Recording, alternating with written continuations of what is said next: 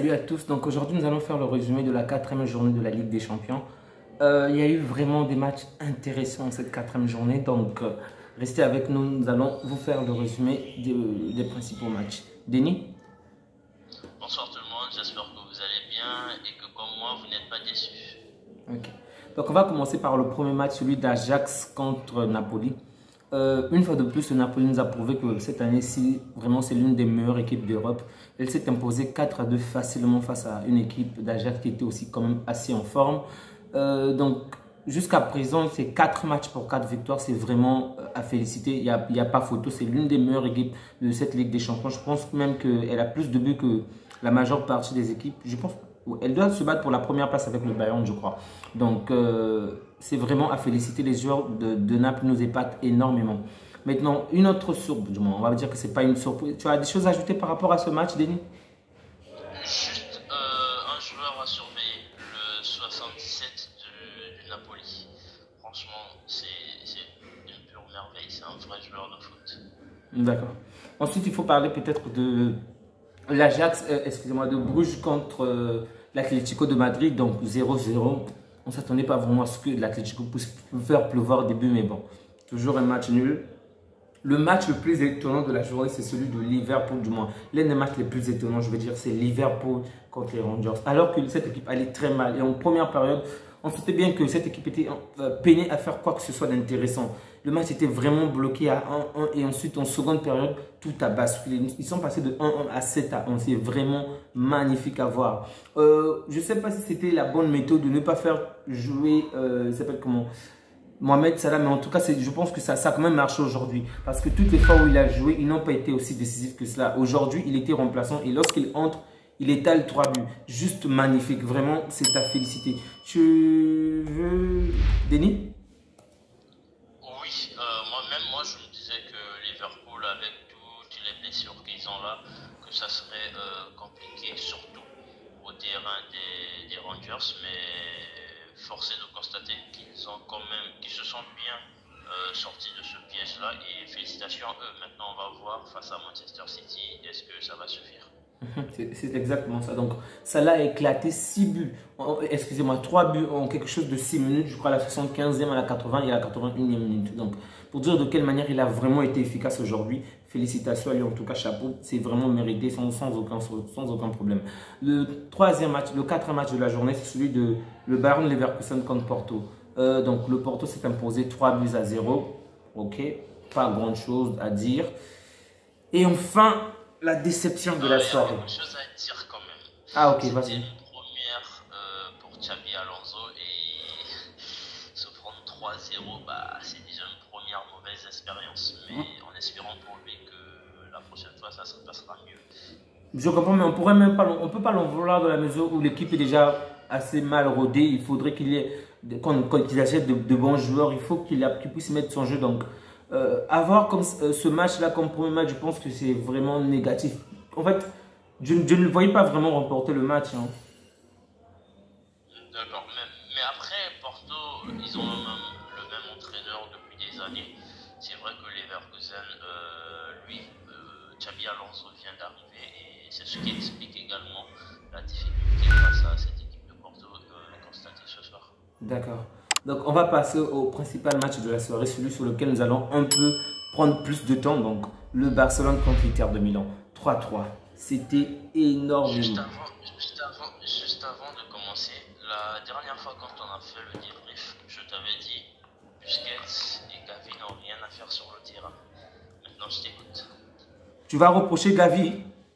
Sérieusement? Je t'écoute, vas-y, je t'écoute. S'il y a un joueur sur lequel je peux... Marie, qu'il avait raté une action de compte, d'ailleurs il est court, il n'a pas assez de poids, mais il y a un des joueurs qu'on ne peut même pas marteler aujourd'hui, c'est Gavi. Il a joué comme un lion, mec. Ok, dans l'ensemble, personnellement, je ne suis pas vraiment déçu. C'est vrai que je suis triste parce qu'on va aller en Ligue des Champions, en Europa League certainement. Je vois très mal cette équipe de l'Inter de Milan perdre face au Victoria à domicile. Donc, en tout cas, la Ligue des Champions, l'Europa League est certainement pour nous, sauf si on arrivait à battre le Bayern et Victoria et que l'Inter se casse les doigts avec les deux équipes. Mais sinon, je vois très mal le Barça prendre de l'avant.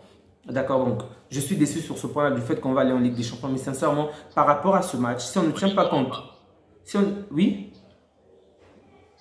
En Ligue Europa, je veux dire en Ligue des Champions, en Ligue Europa. Ah d'accord, en Ligue Europa. Si on se base simplement sur ce match, en ne tenant pas compte du reste des matchs, en ne tenant pas compte de notre groupe, je suis plutôt satisfait. De la mesure où on a vu que cette équipe-là a vraiment joué pour sa peau. On a vraiment joué pour gagner le match. Ça n'a pas suffi. Ok, je comprends très bien. Ça peut arriver, malheureusement. Il y a eu des erreurs comme celle de Piqué où il pensait qu'il était le dernier défenseur alors qu'il y avait un joueur derrière lui. Il y a eu des dépassements, donc des joueurs qu'on avait oubliés comme les Glossen qui arrivaient à faire la différence. Un très beau match de Ter Stegen malgré les 3 buts. Dans l'ensemble, je suis quand même assez satisfait. Ce que je trouve quand même décevant, c'est par exemple le fait qu'on ait sorti Rafinha alors que c'est lui qui mettait énormément de la pression de ce côté droit. Et ensuite, on a mis Dembélé à la place de Rafinha pour qu'Ansu Fati joue à gauche. Bon, personnellement, je n'ai pas trouvé Ansu Fati assez pertinent. Il y a eu de bonnes actions. Dans la surface, hors de la surface, il a fait du n'importe quoi. Maintenant, moi par contre, un joueur que je peux quand même en vouloir, oui, je veux le dire, bien qu'il a réalisé quand même de bonnes passes, c'est Pedri.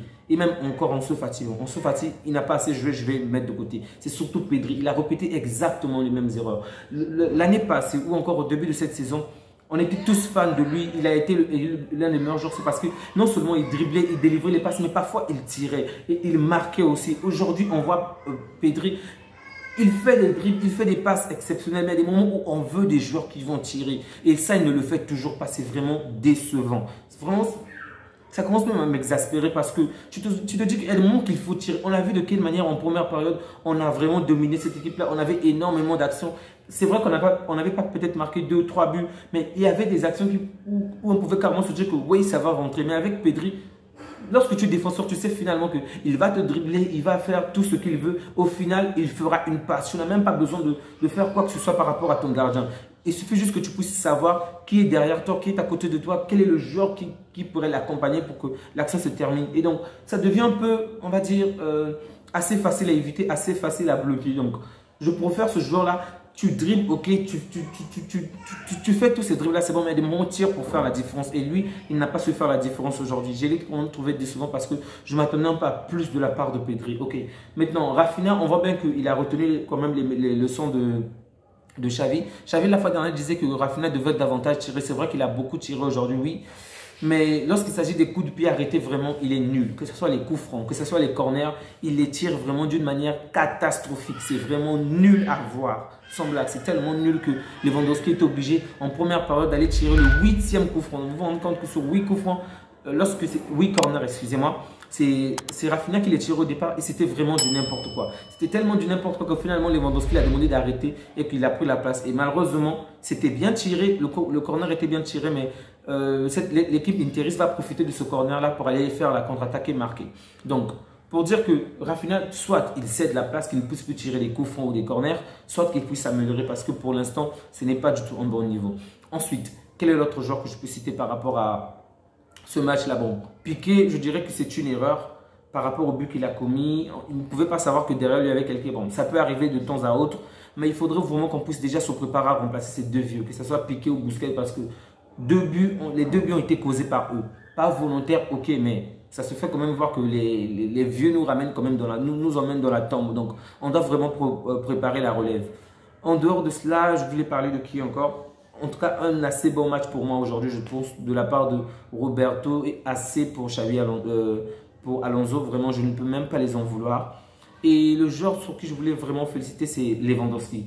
Pendant la majeure partie du match, il a pratiquement été invisible. Il n'a pas eu beaucoup d'impact. C'est vrai qu'il y a eu des actions, il y a même eu un but signalé hors jeu, mais il n'avait pas autant brillé. Mais ce que j'ai vraiment aimé, c'est que malgré le match ne se passe, d'ailleurs, on pouvait le voir sur l'écran où je crois qu'il disait même des gros mots, que ce soit lui ou Dembélé, on pouvait le lire. Il était tellement colère, il se parlait pour dire qu'il allait vraiment mal, il n'allait pas bien.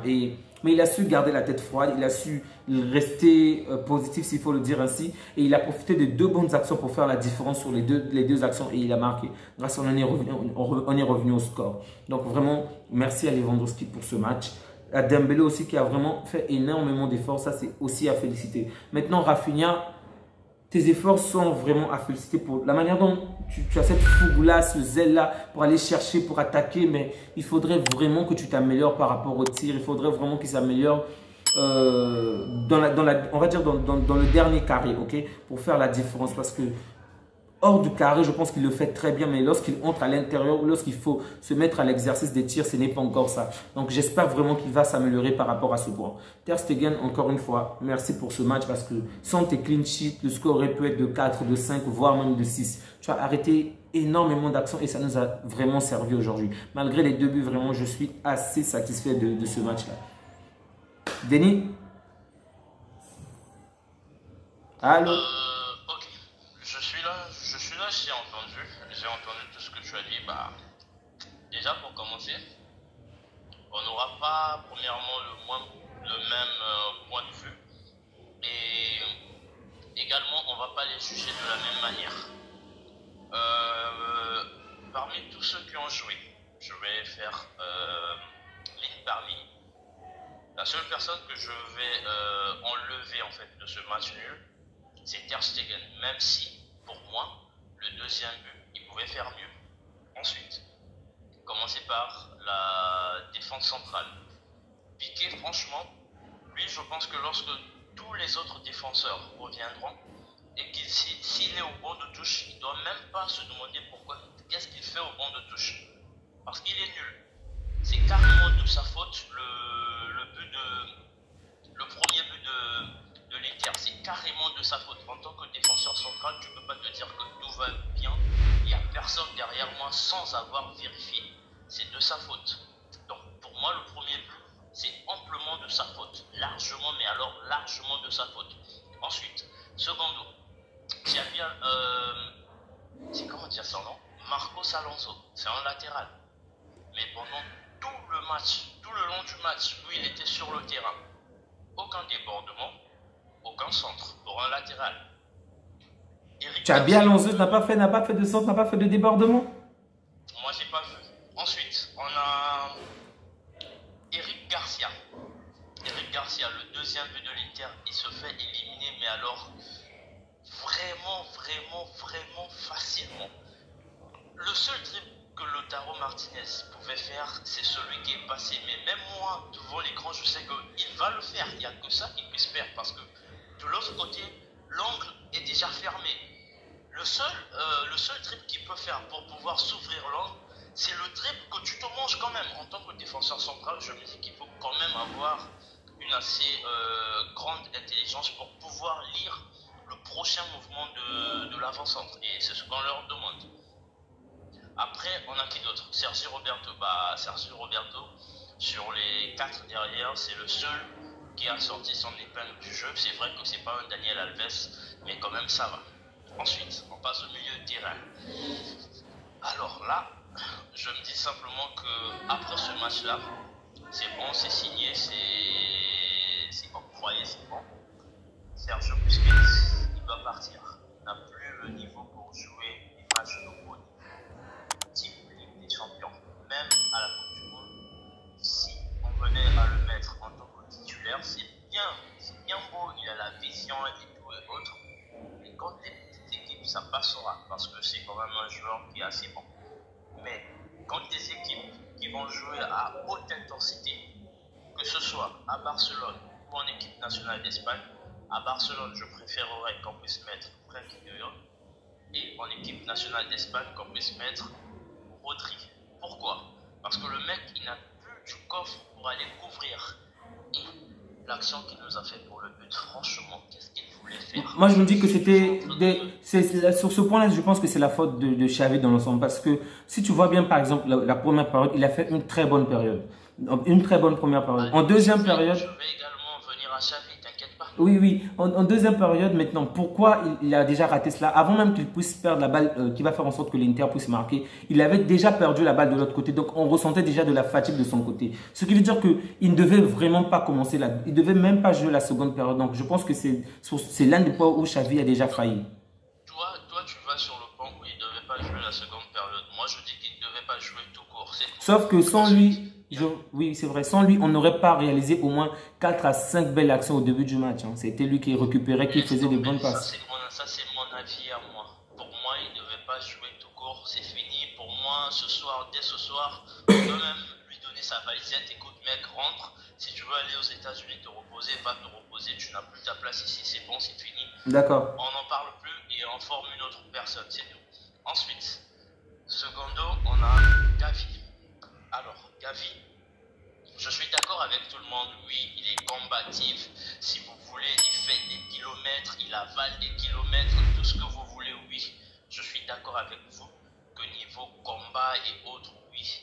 Mais un milieu du terrain du Barça, qu'est-ce qu'on attend de lui aujourd'hui? C'est de pouvoir créer des actions et apporter du danger dans la surface adverse. Apporter du danger, Gavi ne l'a pas fait. Il a fait les deux. Non, moi c'est la manière à laquelle moi j'ai vu le match. Tu as donné ton avis, je ne t'ai pas interrompu. Tu as donné ton avis. Vas-y, c'est bon, continue. Ça c'est le mien. Gavi, je ne l'ai pas vu dans la surface adverse essayer de terminer une action, comme Frenkie de Jong le fait lorsqu'il joue relayeur. Ça, on n'a pas vu du tout. Donner une passe clé qui puisse casser des lignes. Je n'ai pas vu ça pendant les 96 minutes. Bon, c'est vrai qu'il n'a pas joué 96 minutes qu'il est sorti. Je n'ai pas non plus vu ça. C'est un milieu de terrain. Aujourd'hui, ce sont les premiers à nous dire que non, il ne faut pas leur parler d'âge et autres. Oui, je ne vais pas parler d'âge. Alors, dans ce cas, je vais juste parler de productivité sur le haut niveau du terrain. Franck Kessié est rentré. Franck Kessié, il y a une action où il y avait un centre. Il était dans la surface et c'est ce qu'on attend d'un milieu relayeur. Si aujourd'hui tous on se permet à dire que Bernardo Silva, des De Bruyne, des joueurs tels que des Thiago Alcantara, ce sont des bons joueurs, c'est parce qu'ils se retrouvent dans la surface et aident leurs attaquants à pouvoir conclure des actions. Gavi ne l'a pas fait. On passe à l'autre. L'autre, pour la plupart des gens, c'est aujourd'hui le baromètre. Je me dis qu'aujourd'hui, si tu es un joueur de foot, un milieu de terrain, pour pouvoir jauger ton niveau, on te compare à Pedri. Mais force est de constater aujourd'hui que pour moi, Jude Bellingham, le joueur de Dortmund, produit beaucoup plus, par exemple, par rapport à Pedri. Donc pourquoi? Sur ce point, je vais te rejoindre. Pedri peut dribbler la terre entière, mais il ne va jamais tirer. Alors, jamais tirer. S'il tire, c'est peut-être parce que tout le stade crie après lui, hey, tire, tire, tire, tire. Peut-être à ce moment-là, il va tirer. Mais sinon pas. Le mec, il peut dribbler, aller dribbler Ter Stegen, revenir. Au final, il va nous faire une passe au lieu de tirer. Mais après, on se dit juste, s'il venait à tirer, qu'est-ce qui va se passer? Bon, puisqu'il ne le fait jamais, on ne saura jamais. Et sinon pas, au milieu de terrain, c'est le seul pour moi qui a sorti une grande performance et sa déception à la fin du match pouvait même en témoigner. Alors, les trois de devant, j'ai trouvé qu'ils ont été complémentaires. C'est juste que Rafinha au début, les 15 premières minutes, qu'est-ce qu'il était nul. Mais après, je pense que le premier but du Barça, c'est lui qui se bat au niveau du coin de corner. Il fait une passe lumineuse à Sergio Roberto. Et Sergio Roberto qui remet en retrait à Dembélé. Si je veux dire de la première période, c'est la seule bonne action qu'il a eu à faire. Sinon pas la première période, c'était lamentable. Non, regarde bien. Il a eu à réaliser. Il a eu à réaliser. Pour moi, Rafinha, il a été lamentable. Je peux pas admettre qu'un joueur professionnel puisse tirer 7 corners et qu'il puisse me rater les 7 corners. Par rapport au corner et par rapport au coup franc, je suis d'accord, mais tu vas pas dire qu'il c'était la seule action. Il a réalisé, comment on appelle ça déjà, que la pichenette où il a failli marquer, c'était carrément visé au second poteau. Il a réalisé quand même de bonnes actions. En première période, je pense que c'était l'un des joueurs qui tirait, qui apportait carrément le danger dans l'équipe. Donc pour toi, un joueur excentré qui joue au Barça, pour toi, ça te suffit? Qui joue au Barça, ça me suffit. C'est le seul joueur au début du match qui a apporté le danger. Et si tu le sortais, que ce soit Rafinha, que ce soit Gavi. Je ne parle pas de sortir qui que ce non, soit. Oui. Par rapport à leur rapport. Le niveau de performance qu'il a affiché en première période. Je vais y arriver, Denis. Aujourd'hui, lorsque tu vois ce match, si tu sortais par exemple Gavi, ou encore, si tu sortais Gavi, ou encore, il s'appelle comment déjà, Rafinha, pendant ce match-là, s'ils n'étaient pas pendant ce match, on ne devait pas avoir cette intensité-là. Parce que l'intensité, pendant pratiquement 80, pendant tout le match, il y a eu une grande intensité. C'est parce que les deux ont mis de l'intensité. Ils étaient carrément devant dans l'équipe, dans la surface adverse. Ils étaient au milieu, ils étaient en défense. Imagine-toi qu'ils étaient en train de prendre même la place des défenseurs. Je parle des deux carrément. Sans eux, il y aurait eu déjà un plus de but de la part de l'Inter de Milan et deux. On ne devait vraiment pas dominer comme on l'a fait. Le troisième point, si tu regardes même par exemple, c'est pas grave, c'est pas grave. Là, je vais quand même t'énoncer une action, par exemple, je crois que ça arrivé en fin de la première période. Il quitte carrément son axe alors qu'il était non loin de Onana. Il retourne jusqu'au niveau de la surface pour aller reprendre la balle au défenseur, excuse-moi, à l'attaquant dont Roberto n'arrivait pas à défendre. Bon, il était tellement précis que là, il va même commettre une erreur et la balle sera relancée au corner. En tout cas, ce match, on ne peut vraiment pas dire que ce soit Gavi ou Raphaël ou encore Rafinha, Raphaël. En tout cas, ils ont vraiment donné de leur personne pour que le score puisse être ainsi. Sans eux, je suis certain que l'Inter de Milan devait marquer plus. Sans eux, je suis certain que notre attitude dans le match devait être vraiment négative. Parce que lorsque Lewandowski, lorsque Dembélé n'attaquait pas, c'était eux qui allaient rechercher la balle, relancer pour que le jeu se relance encore.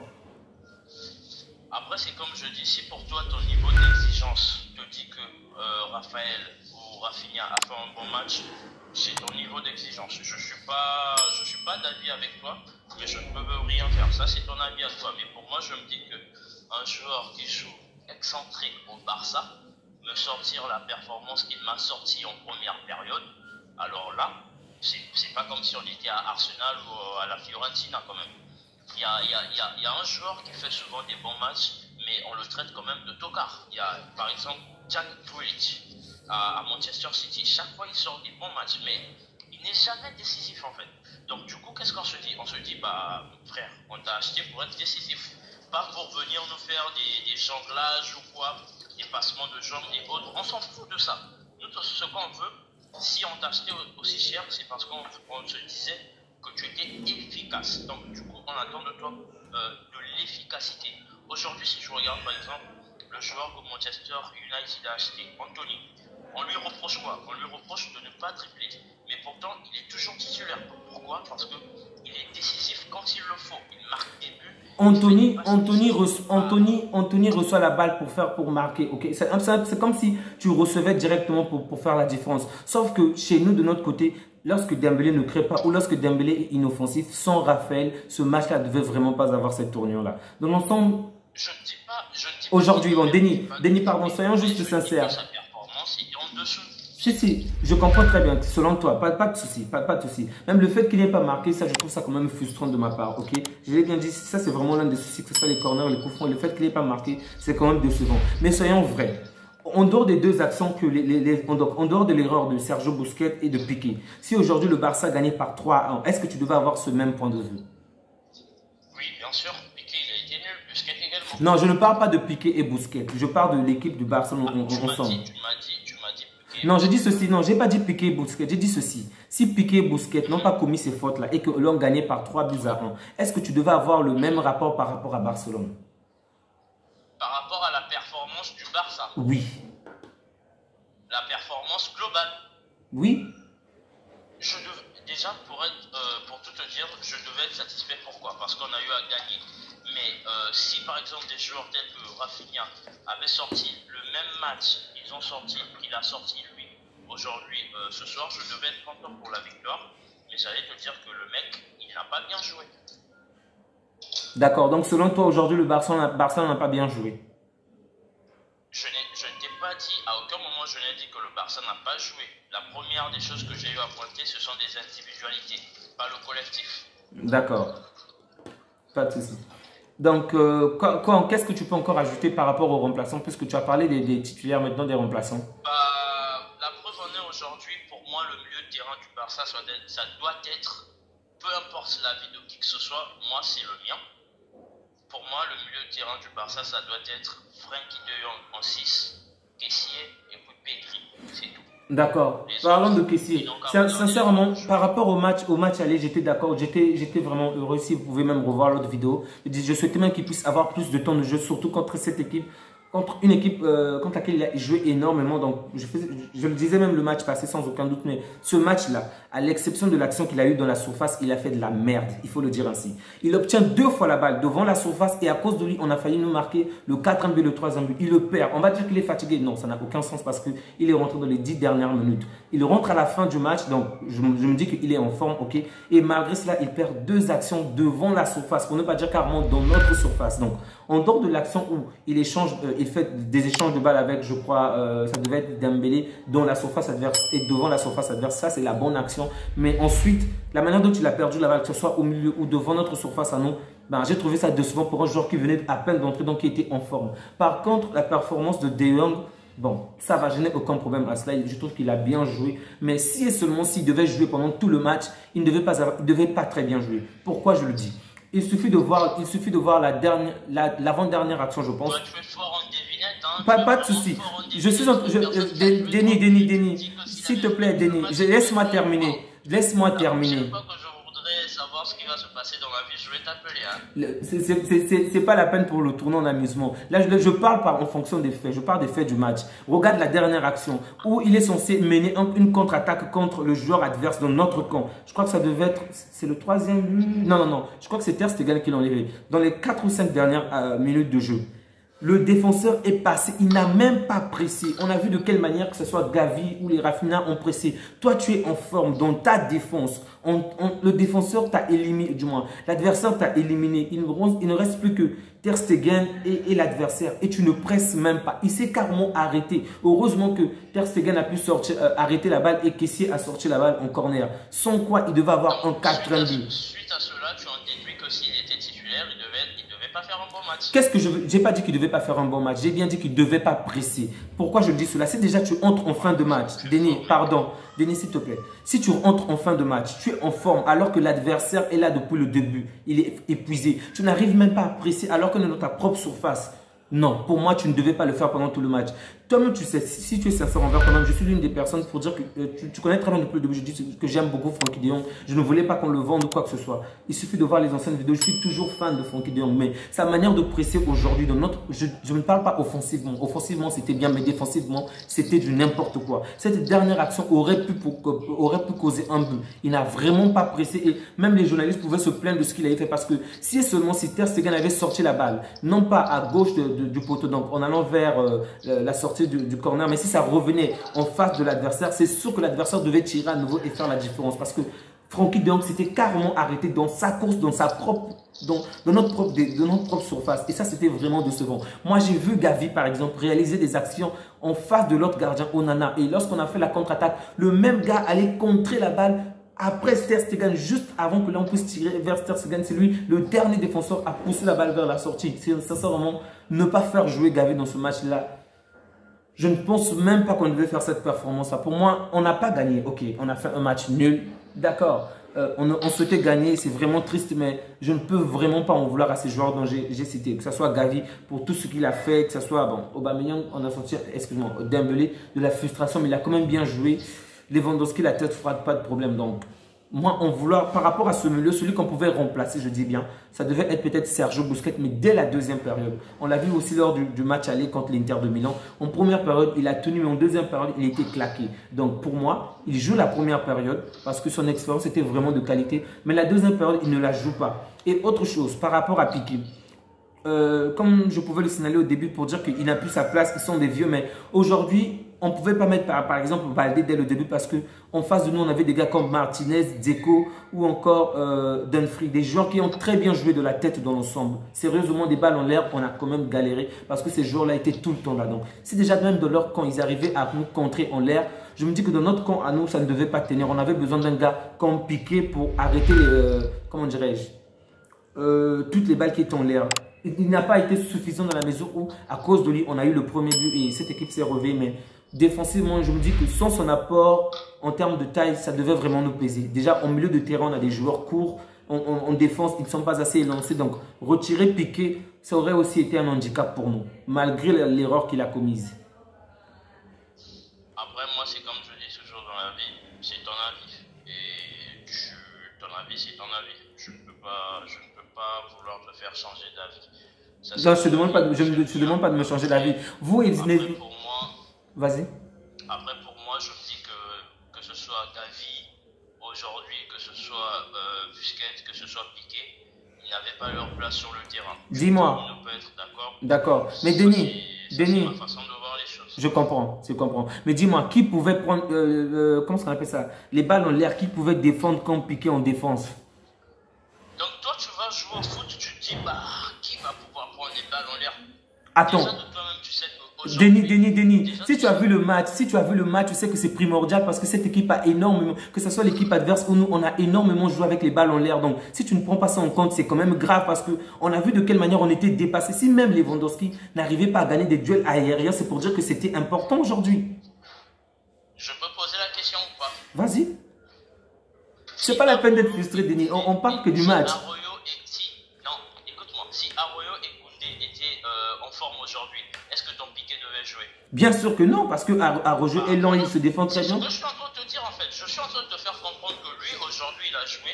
C'est parce que les autres sont blessés. Maintenant, je ne t'ai pas dit à aucun moment que non, il ne méritait pas de jouer, qu'il fallait mettre quelqu'un d'autre. Parce que tu n'as pas un autre défenseur à part lui. C'était le seul qui était disponible, donc tu fais avec. Mais tous les deux, on sait très bien que s'il y avait d'autres personnes, ils ne devaient pas du tout jouer. Ah, étant donné qu'il n'y a pas d'autres personnes, contentons-nous de ce qu'il y a. Laisse-moi aller dans ma théorie et je vais voir où est-ce que je vais en venir. Entre Piqué et Koundé, qui est plus élancé que l'autre? Piqué, il est largement mieux. D'accord. Piqué est beaucoup plus élancé. Maintenant, dis-moi, si Koundé était en forme, entre Piqué et Koundé, qui devait être sur le terrain? Étant donné que Koundé devait être parce que Arrojo devait compenser. Non, parce que ça n'a pas au là, tu veux, c'est comme une question fermée, ça n'a aucun sens. Pourquoi je dis cela? Arrojo devait compenser la taille avec Piqué, mais sinon en termes de taille. Je n'ai pas parlé d'Arroyo. Je t'ai juste parlé de Koundé, moi. Moi, je t'ai pas parlé d'Arroyo. Je t'ai juste demandé. Oui, face à cette équipe. Piqué, les deux étaient disponibles. Qui devait être sur le terrain? C'est tout ce que je t'ai demandé. D'accord. Lorsque tu dis qui devait être sur le terrain, parle-moi maintenant, cite-moi les 4 défenseurs dont toi tu vois finalement. En défense ou les... défense. En fait. La défense. La défense du Barça, c'est simple. Puisqu'on n'a pas de latéral droit, ça sera Koundé, latéral droit, Christensen, Arroyo ou bien Arroyo, Eric Garcia en défense centrale. Et tu mets Baldé de l'autre côté ou bien Marcos Alonso. Bon, tu vois, déjà, lorsque il n'y a pas de Piqué là-dedans. Oui, je suis d'accord parce que là, qu'est-ce que tu mets? Déjà, lorsque tu ajoutes Christensen, c'est une personne qui a de la taille et qui peut faire la différence. Là, Bon sang, tu as parlé, je peux terminer, Denis? Vas-y, je t'écoute. Ok, dans ce cadre-là, qu'est-ce que tu te rends compte déjà? Tu vois que tu as Arroyo qui a de la taille, tu as Christensen qui a de la taille, donc deux personnes qui peuvent très bien se battre dans les duels aériens. Dans notre cas précisément, on n'a pas ces deux-là, donc on est obligé de le mettre maintenant. Si seulement si Koundé était là et qu'on n'avait ni Arroyo par exemple, ni Arroyo, ni s'appelle comment, Christensen, pour la taille, je pense que Piqué devait quand même être là parce qu'on a vraiment souffert. Tu connais de quelle manière Dzeko est très fort avec la tête. Tu connais de quelle manière cette équipe Interi se débrouille bien dans les airs. Que ce soit Dzeko ou Dumfries, ils ont très bien joué avec les têtes ou les duels aériens. Donc, mettre un gars court qui ne pourra pas prendre les balles aériennes, ça aurait été vraiment handicapant pour nous. On a vu, regarde même le match jusqu'à la fin. Malgré que Piqué a commis une erreur grave, ok, qui a causé un but, et pourtant, ce n'est pas lui qui est remplacé par exemple. On a sorti Alonso pour faire entrer... il s'appelle comment, excuse-moi, le gars là qui casse les lignes en courant. Celui dont je suis fan, Baldé, merci. On a fait rentrer Baldé parce que si Baldé, déjà même Baldé devait mieux jouer que Piqué. Soyons vrais que c'est ça, ok. Mais Baldé est court, donc les duels aériens, ça devait lui pénaliser. Donc, Baldé ne joue pas au même poste que Piqué. Je suis d'accord, mais on pouvait le compenser en faisant jouer Alonso à la place de Piqué et Baldé prendre la place d'Alonso. Aujourd'hui, on n'a pas fait pourquoi. On a préféré que Baldé entre et Alonso sorte, malgré que Piqué a commis une erreur, on va dire une ou deux erreurs graves. Il est resté jusqu'à la fin du match parce que pour la taille, on en avait besoin. Il est très fort en duel aérien, que ce soit défensivement ou offensivement. Donc, il était quand même une pièce assez importante pour ce match-là. Tu sais, il y a des moments, il y a des joueurs où tu peux te dire qu'il ne vaut pas grand-chose, ok. Mais par rapport à une qualité qu'il a que les autres n'ont pas, il y a des matchs où il est obligé d'être là ou pas. Il est obligé d'être là. Tu sais, il y a une chose que j'aime avec la vie, c'est qu'elle nous donne toujours l'occasion de pouvoir nous justifier. C'est bon?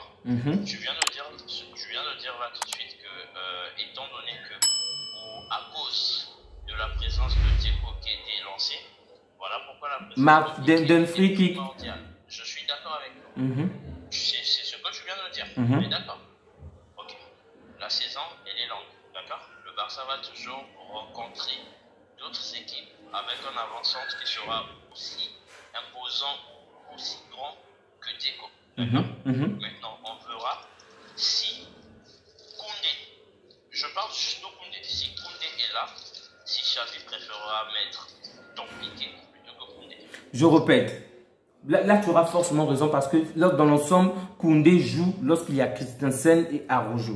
Ok, donc forcément, on est bien d'accord que déjà, rien que la semaine prochaine, voire le dimanche-ci, l'un des deux sera de retour, que ce soit Araujo ou Christensen. Bon, Araujo, je ne suis pas encore certain, mais au moins Christensen pourra être là. Donc, ça va déjà compenser la place. Donc, forcément, on verra Koundé jouer.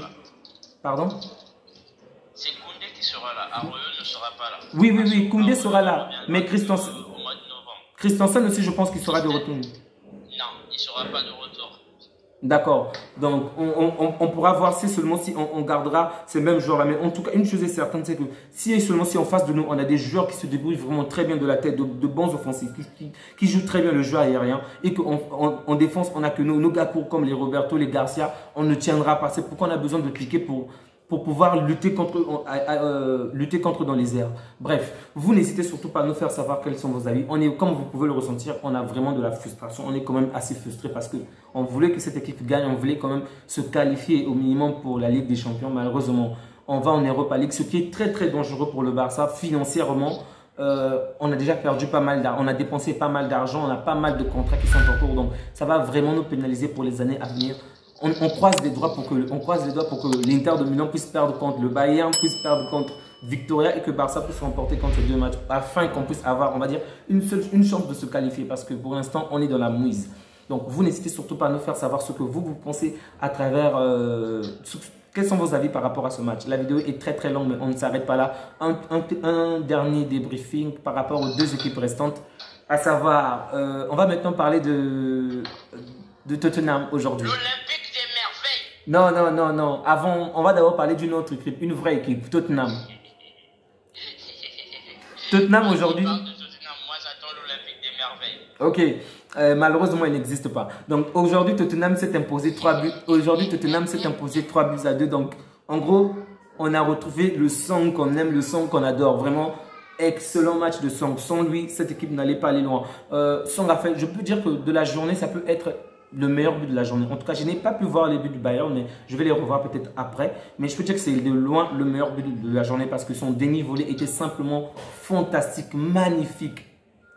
Il n'y a vraiment rien à dire. Comme d'habitude, Song a fait du très bon match. Donc, doublé de Song et un but de Harry Kane. Grâce à cela, cette équipe s'est imposée. Donc, pour l'instant, elle est première de son groupe. Ensuite, on va parler de l'Olympique de Marseille. Droit au but ou droit aux échecs. Denis? Oui, je t'écoute. Vas-y. À ce que je sache, cette équipe gagne généralement lorsque son adversaire se prend un carton rouge. Donc, une fois encore, l'adversaire a eu un carton rouge malheureusement. Donc, il était plus simple pour eux de gagner. Bon. Que dire? En tant que Marseillais aujourd'hui, on va pas rentrer dans la provoque. Surtout que les autres hier, ils n'ont même pas pu gagner contre Benfica. Donc, les autres sont premiers, hein, Denis. Denis? En tout cas, ce qui est sûr aujourd'hui, Marseille a fait un très bon match. On a menacé le match du début à la fin. On sort de ce match avec un clean sheet et bien préparé mentalement pour le rendez-vous du dimanche où on va avoir... Restons sur la Ligue des Champions. On va faire un avant-match et un après-match bientôt. Je suis toujours sur la Ligue des Champions. T'inquiète pas. Moi, je t'avais déjà promis qu'on va vous gagner. Il n'y a pas de souci. Je reste sur la Ligue des Champions. En gros, aujourd'hui, l'Olympique de Marseille a maîtrisé son adversaire de bout en bout. Après, les écrits viendront dire que ouais, il y a eu un carton rouge, il y a eu ceci, oui, il y a eu un carton rouge. Et alors, c'est un fait de match.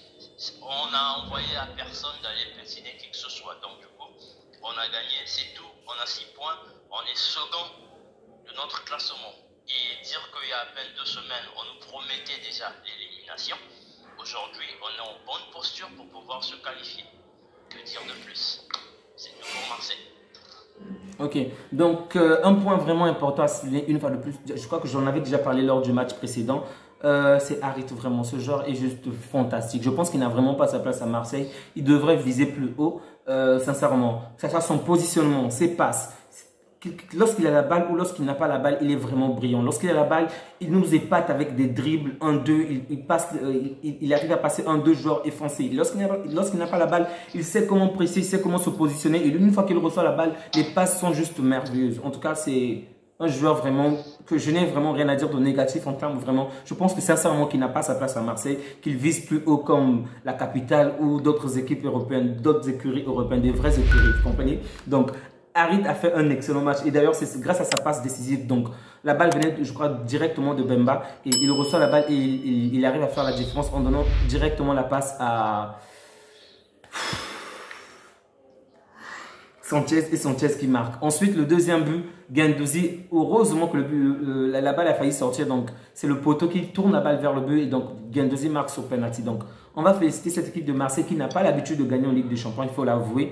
Elle a pratiquement fait 11 ans sans gagner et cette saison, miraculeusement, elle arrive à gagner 2 matchs. Donc, c'est vraiment à féliciter. Je ne vais pas être négatif ni quoi que ce soit. Elle est assez en forme. Espérons qu'elle va se faire écraser lors du prochain match. Pas de problème. Je souhaite de tout cœur qu'elle puisse se qualifier, ok, qu'elle aille loin en Ligue des Champions, en 8e de finale, parce qu'elle va savoir c'est quoi réellement les 8e de finale. Elle ne le sait vraiment pas, ok. Donc, elle est 2e de son pool et qu'on ne peut que féliciter, on ne peut que vraiment acclamer pour cette équipe-là parce que elle a plutôt bien commencé sa course. Denis? Rendez-vous dimanche. Prenez bien soin de vous et n'hésitez surtout pas à liker, à vous abonner, à partager, ça nous fait énormément plaisir et à laisser les commentaires. Donc, par rapport à ce que vous pensez du match de Barcelone, du match de Paris, de Marseille, autant pour moi, et de toutes les autres équipes. N'oubliez surtout pas, on va faire un autre avant-match, ok? On aura des grands classicos le dimanche, que ce soit le Real contre le Barça, Marseille contre le Paris Saint-Germain, Manchester United contre... excuse-moi, c'est City je pense, excuse-moi, City contre United, d'accord? Donc ça sera des très grands classicos. C'est pas City United, c'est City Liverpool. Merci. City contre Liverpool, donc on aura de très grands classicos. Avant ces classicos-là, on va certainement faire des briefings sur ce qu'on pense des formes des joueurs, sur ce qu'ils vont apporter. Et nos prédictions de ces classicos-là. Donc, n'hésitez surtout pas à rester abonné, activer les notifications afin d'être toujours mis à jour. Denis? Passez une bonne soirée tout le monde. Bonne soirée à vous. Prenez soin de vous. Au revoir.